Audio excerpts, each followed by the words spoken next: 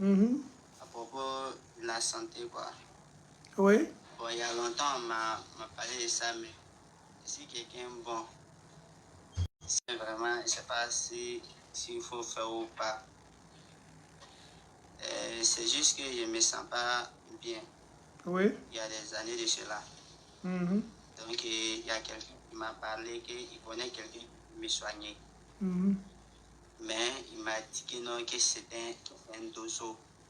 Ça? Bon, moi, mes connaissances, ce genre de choses-là, vraiment, ne m'intéressent pas trop beaucoup. J'ai pas compris. Répète que c'est quoi?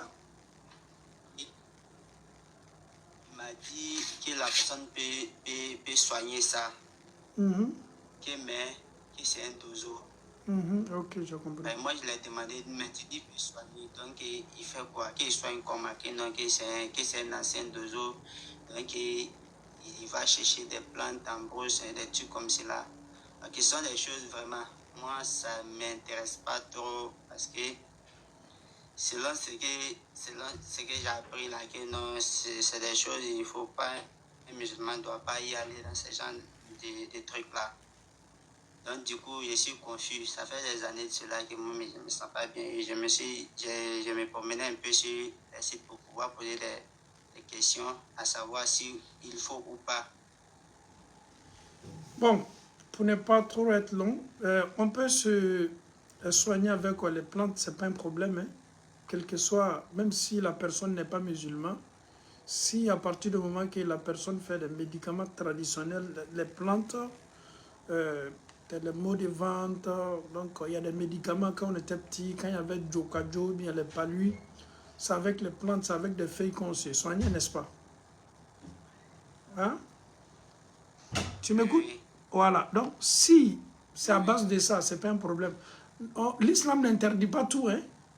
Oui, il ne faut pas penser que l'islam interdit tout. Non. C'est comme nous, ici, les médicaments que nous prenons, ce n'est pas les musulmans qui fabriquent ça. Donc, si le médicament qu'on nous prescrit, ou bien les médicaments traditionnels, si ça ne rentre pas dans le shirk, ce n'est pas un problème. On peut utiliser. On peut utiliser. On connaît les, mamans, les femmes qui ont du mal à enfanter, en Afrique surtout, en Afrique de l'Est, surtout en Côte d'Ivoire. On a beaucoup de femmes musulmanes qui se font soigner par les femmes qui ne sont pas musulmanes. Au Beta Fladaraudo, avec des canaries. Donc, les plantes là, ce n'est pas un problème en islam. Mais lorsque les médicaments contiennent des shirk, c'est-à-dire te dit de mélanger ça, de faire ça, d'aller verser ça dans le temps, toi-même tu l'écoutes, tu sais très bien que ce qu'il est en train de dire là, c'est rentrer dans le shirk, c'est à partir du moment là tu t'éloignes de ça. Et si tu sais aussi que ta foi n'est pas trop forte, il faut t'éloigner de tout. Sinon, les plantes, si c'est les plantes, alhamdoulilah, ce n'est pas un problème. Parce que la manière dont la personne m'a dit là, la personne m'a dit c'est un dozo. Non. Mosquée là, j'ai déjà. Écoute-moi très bien. Il faut aussi éviter de dire les noms. Il y a des noms sur le direct qu'on ne prononce pas.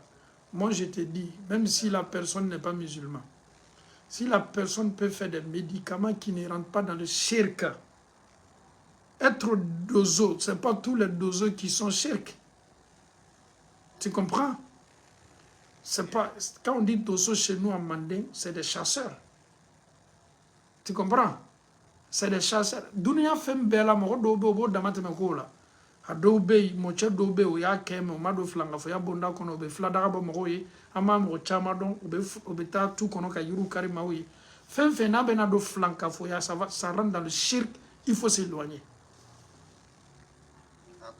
Ok, qu'Allah facilite. Donc tu peux mener tes enquêtes pour voir réellement la personne qui soigne, est-ce que il est basé sur les plantes, c'est tout.